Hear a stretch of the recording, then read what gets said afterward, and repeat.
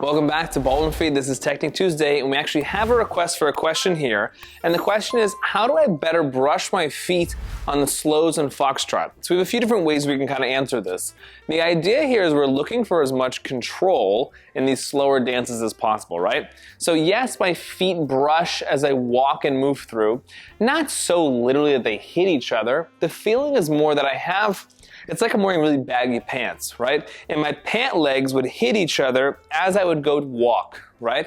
So when you're walking in Foxtrot or any dance with multiple steps forward and backwards, my feet and legs should track on the same line instead of having wide steps or turned out feet in this style specifically, standard or American smooth, right? So I'm looking at my legs brushing, assuming I have these baggy pant legs that hit each other every single time, whether I go forward or backwards.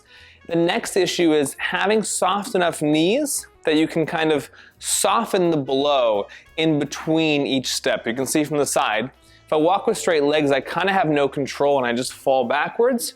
Whereas if I have softer knees, I can start to have a better suspension and control through the process of these steps.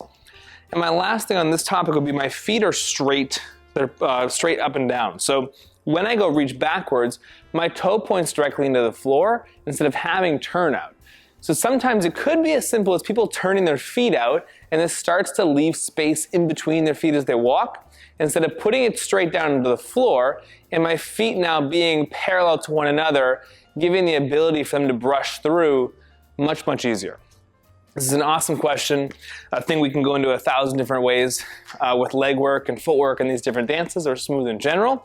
But thank you so much for the question again. Again, we answer all these questions on Technique Tuesday. We have a website, ballroomfeed.com. We have hundreds of videos at this point and many different categories and dance styles. So check it out, and we'll see you next week. Bye.